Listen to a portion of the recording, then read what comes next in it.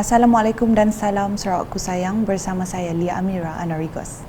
Tumpuan berita, Timbalan Premier Sarawak Datuk Amar Awang Tengah Ali Hassan menerima kunjungan hormat Duta Romania di Malaysia dan Brunei, Nainita Barbulescu di pejabatnya di Wisma Sumber Alam di Kuching pada Khamis. Kunjungan hormat itu bertujuan untuk memperkukuhkan hubungan di antara Kerajaan Sarawak dan Romania. Ini merupakan kunjungan hormat yang julung kalinya diadakan Duta Romania ke Sarawak. Dalam pertemuan yang berlangsung kira-kira 40 minit itu, kedua-dua pemimpin telah berbincang dan bertukar pandangan mengenai kerjasama dalam pelaburan di negeri ini.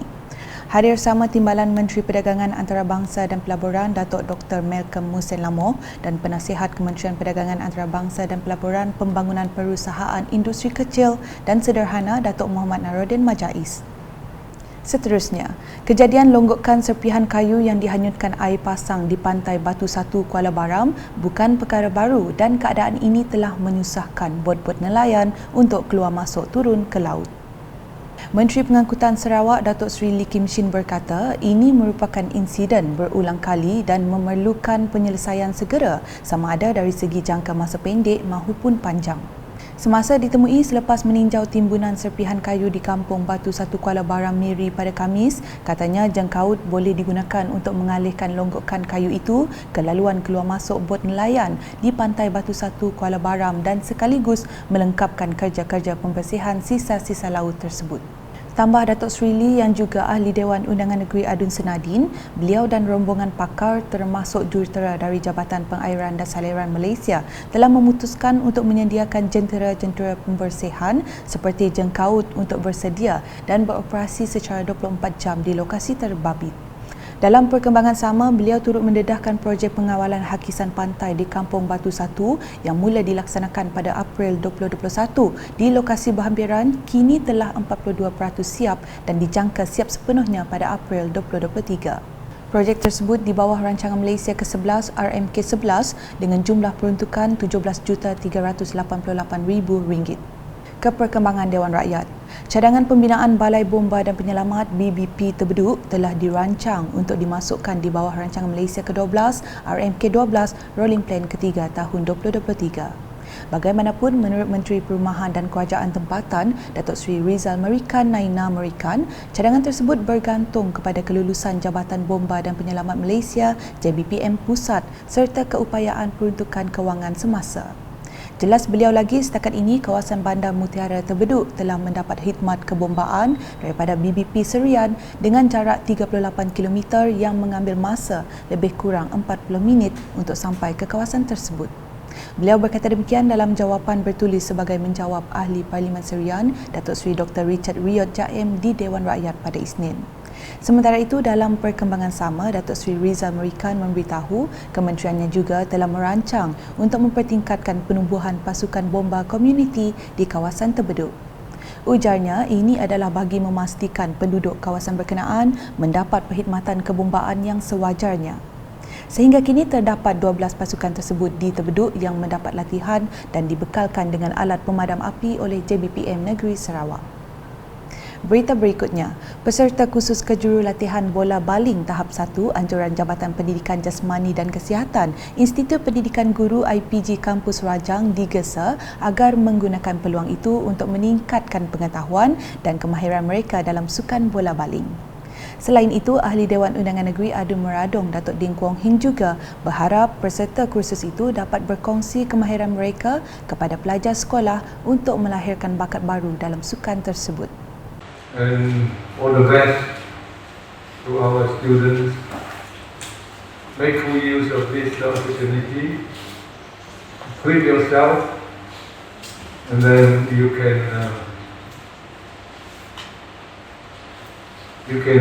disseminate. You can give your knowledge to the students once you come out of the IPG Kampus Rajang in your respective schools. Beliau berucap demikian semasa merasmikan kursus kejurulatihan bola baling tahap 1 di IPG Kampus Rajang Bintangor pada Rabu. Datuk Ding turut merakamkan ucapan terima kasih kepada Persatuan Bola Baling Sarawak SAHA kerana sudi menghantar jurulatih yang bertauliah untuk menjayakan kursus tersebut.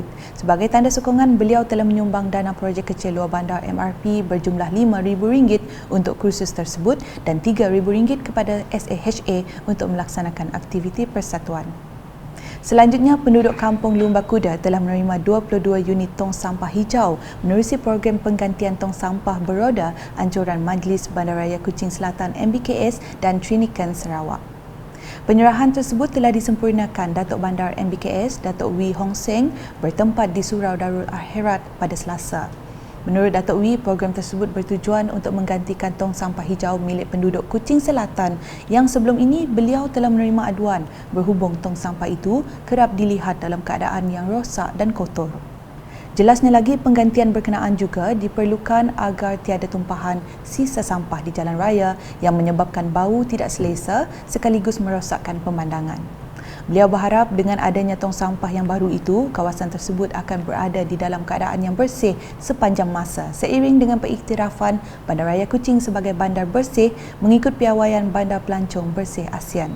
Datuk Wee juga menggesa penduduk untuk bekerjasama memainkan peranan memastikan kawasan masing-masing sentiasa terjaga dan bersih daripada sampah di samping segera menghubungi Trinikan Sarawak sekiranya tong sampah mereka rosak. Berikut pula mengenai keputusan Kerajaan Persekutuan membenarkan pengeluaran khas RM10,000 daripada simpanan di Kumpulan Wang Simpanan Pekerja KWSP yang mendapat reaksi positif masyarakat. Hasil temu bual wartawan Unit Komunikasi Awam Sarawak UKAS di Bandar Raya Kuching pada Khamis mendapati rata-rata mereka menyambut baik dan berterima kasih kepada kerajaan yang mendengar, mengkaji dan meneliti permintaan daripada semua pihak untuk mengeluarkan caruman KWSP tersebut. Menurut Nurul Hoda Zakaria, setelah mendengar pengumuman Perdana Menteri Datuk Seri Ismail Sabri Yaakob mengenai persetujuan tersebut, beliau percaya ia mampu mencoretkan kegembiraan dalam tempoh pandemik selain menyifatkan ia sebagai rezeki untuk menyambut kedatangan Syawal. Bukan kami aja, rasa siapa-siapa yang mencabut PSP mendengar berita daripada pengumuman daripada PN kita tentang pengeluaran PSP mesti rasa bersyukur memandangkan identiti itu pun dah nak dekat. Makin duit, berdosa, ayah, menampung apa yang patutlah. Sementara itu, Nur Hidatun pula menzahirkan rasa lega dengan kebenaran itu dan mengakui bahawa walaupun ekonomi semakin pulih, ada beberapa kumpulan masyarakat yang masih terkesan akibat pandemik COVID-19. Bagi kami personally, kami rasa ia adalah salah satu inisiatif yang bagus juga lah. Sebab kini tu macam ni nak ada orang yang terkesan dengan PKP tu keadaan COVID semasa. So ada yang macam secukup duit, ada yang memang perlu gila-gila, ada yang kena buang kerja lah apalah. So kami rasa macam bila kita dapat keluarkan sedikit duit ke WFP kita ya, so benda boleh membantulah.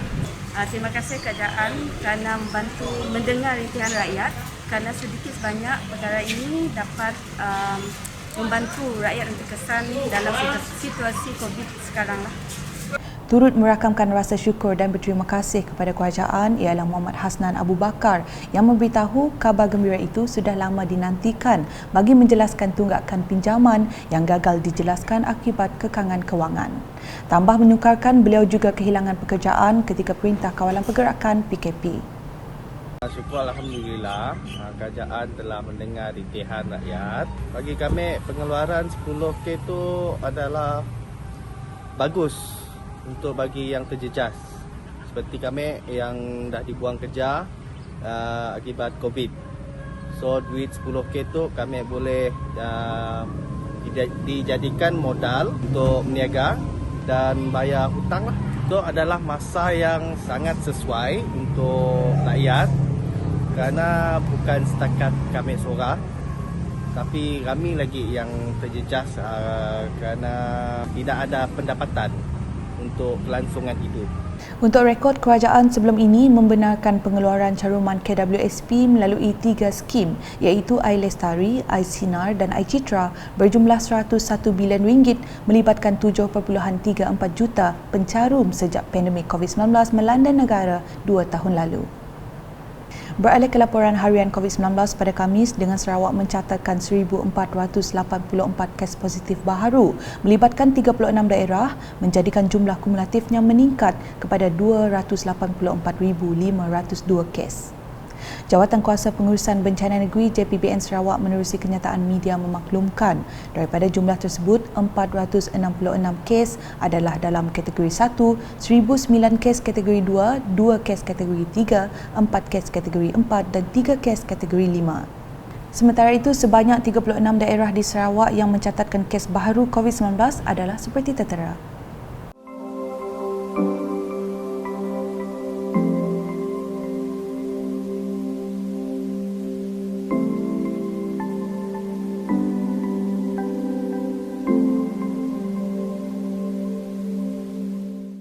Sekian edisi Tengah Hari bersama saya Lia Amira. Berita lebih lanjut boleh didapati di semua platform media sosial UKAS termasuk portal ukas.sarawak.gov.my dan UKAS Channel di YouTube. Salam UKAS.